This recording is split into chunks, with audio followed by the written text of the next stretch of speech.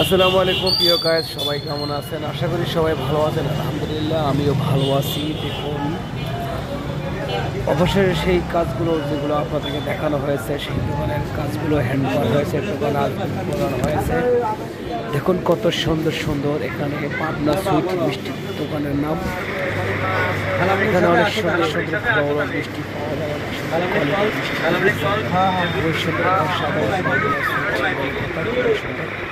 আর দেখুন আমাদের কাজগুলো সুন্দর করে করা হয়েছে।